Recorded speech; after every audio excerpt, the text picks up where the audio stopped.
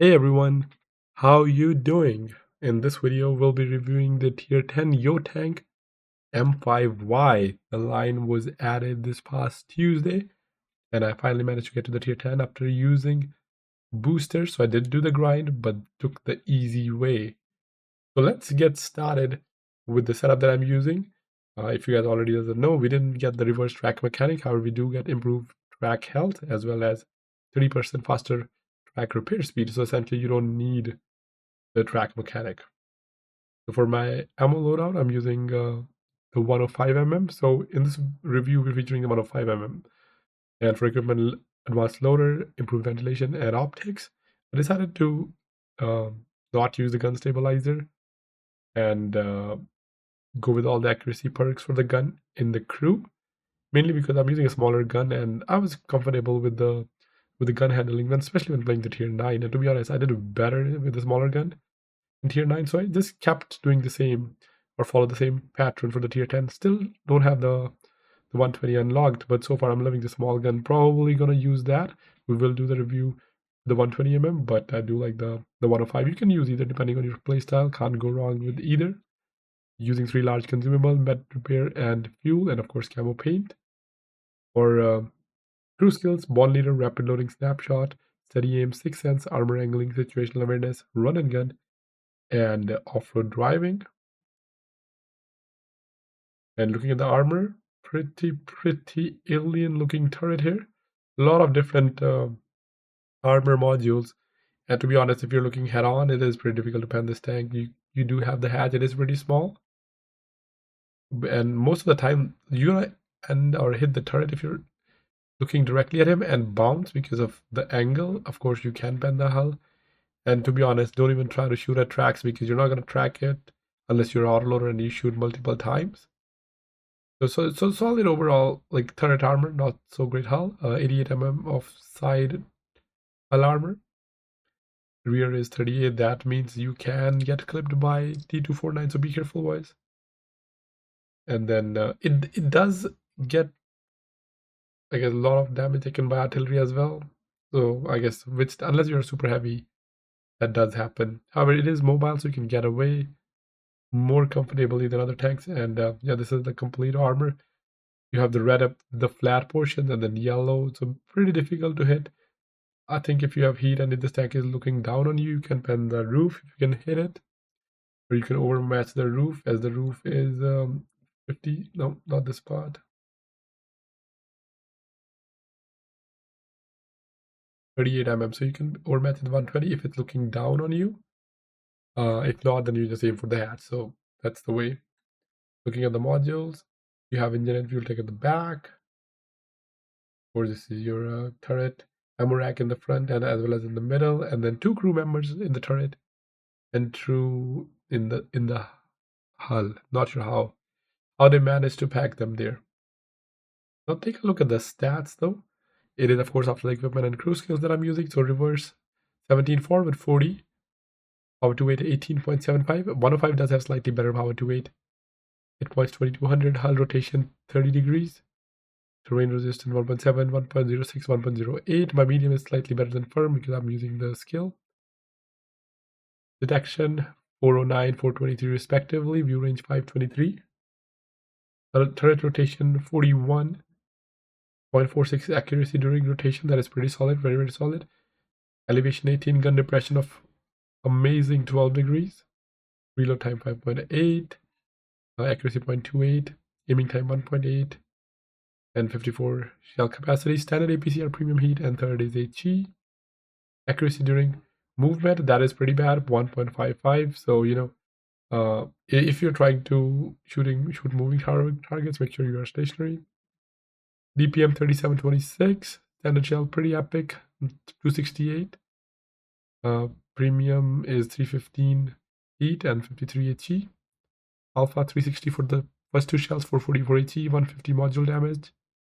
Shell velocity 1472 for standard, 1173 for heat, and 945 for HE. And overall, pretty solid tanks. I do like the tanks mainly because of the unique track health. Not to mention, we don't have many tanks that has actually usable 12 degrees of gun depression. That is single shot. We do have Kronman and Moran, of course, but then the other tank like Unit, STB, to be honest, they don't really have gun depression that you can use. The 12 degrees of gun depression, very effective. You can peek, shoot them, get back in cover, and because I'm using a small gun, I can also play long range very effectively, snipe tanks. Let's see how this tank actually performs in the battlefield now, but overall very, very solid tank. Do recommend you guys grinding it. I'm in Arctic region, South Spawn. We do have one artillery in the game, but overall decent matchmaking due to solid amount of heavy tanks in the game as well as no light tank. And as mentioned earlier, you can easily hit that top speed 40 kilometers per hour. And to achieve that a little bit quicker, I am running off-road driving. So already going 40 in the medium terrain. I was thinking whether I should go right or in the middle, but decided to go middle, go to the G6 spot because once I'm spotted, which I will be since I'm heavy, I'll just get bombarded with artillery. And I've seen that happen time and time again. If I was a TD or medium, I could play right where that other heavy is going. But because our teammate is going to that position, that makes it easier for me to play G6. Bat gets spotted. A snapshot missed. The accuracy during movement is not the greatest. I get spotted. I was going to G6. Rotated my turret. Got lucky that it was 257, a tank that doesn't have the greatest gun depression. And I didn't take any shot. One good thing about this tank, which you'll notice here, because the tank is tall, I can look over this rock here and shoot the tank if they have someone sniping. I can't do that in other tanks because they're shorter. And this tank is perfect. I have that APCR shell velocity, and I can safely peek and shoot the guy on the sniping hill. And I can also shoot a tank if they're at B7 without exposing myself. So a secret benefit or a hidden benefit of tall tanks. And because you have speed, you can get to position to use that. Of course, tanks like Type 5 is also tall, but they're slow to get to positions. At the same time, don't have a premium APCR. And that's what I was talking about. The second spot, Ruthless gets spotted again. Easy shot into that, but hitting that sniping nest is very, very solid. Good thing our team has taken the C1. So just enjoying here, just chilling, not trying to force a play. Just rotating. I know that he wouldn't be looking at me. A little bit slow here though. I should have shot the 257. I waited a little bit and ended up missing the shot. E75 is coming. Beautiful pen into the lower plate. He's going wild though. I don't know what happened. Why is he on the villain arc here? But did get lucky though. Not happy. Like, I don't like when I miss free shots, and that's what happened earlier. Our Technodrome is here, so he should be able to kill him, but I wanted to do as much damage to E75 before Techno take him out. Techno get penned by him and unfortunately rammed. And over on this side, what do we have? A Rogel Dorn sneaking up on the Yo tank, huh? I do manage to track him. Again, cannot praise that 12 degrees of gun depression enough. And look at that mobility. Look at the dance, right and left. You know, you can also run traction on the tank because you'll maintain the top speed and get that extra rotation. Bat Jet tried to play peekaboo.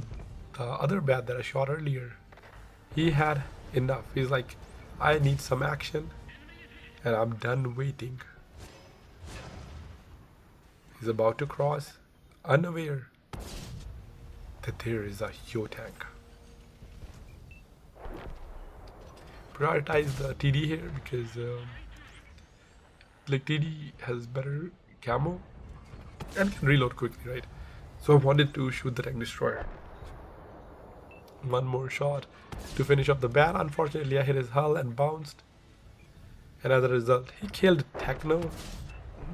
I mean, it would have been nice if I saved Techno, but nonetheless, still not a bad trade as both of those tanks are dead. They were good concealment tanks. 3900 damage, 576 assist. And again, just waiting for the opportunity here.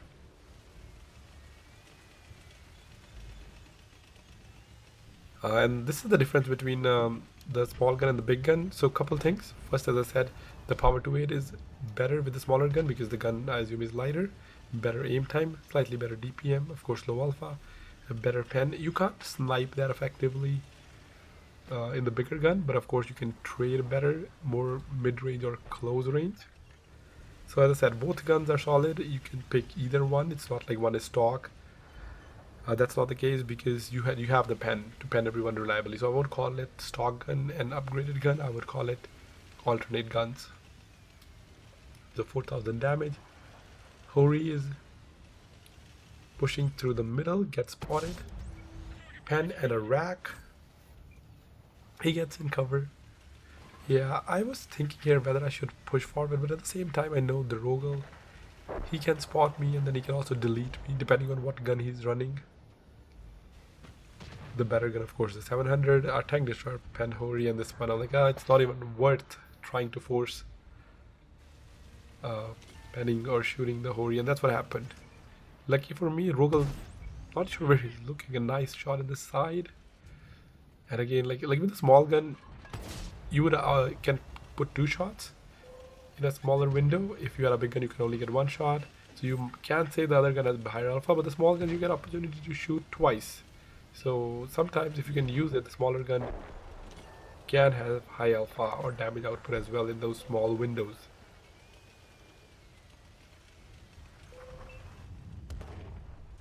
Artillery giving special attention. He didn't want to peek here. At the same time, just exposing track. I don't want to peek because for Rogel, and then artillery is also focusing. The score is 8-8, so decent matchmaking. We are winning by 3% hit points. Jog peeking, and the Yo boy is ready. A bounce from MBTB as well. And in a matter of seconds, we took out 3 of their tanks, and now we are winning by 3. Now I can be a little bit more aggressive. I do have hit points. Wanted to try to spot this Rogel one more time. And unfortunately, when I'm peeking, he's pre-aimed. And he spots my track before I can even get my gun out. V5 is full health. MBTB, I thought he was pushing forward and maybe drowning. But it did give me enough window to just push around here, get behind Rogel, and teach him a lesson. Surprisingly, he moved forward and wasn't spotted by our tank destroyer. But nice pen by 50 TP, he took him down, trying to be safe from the artillery.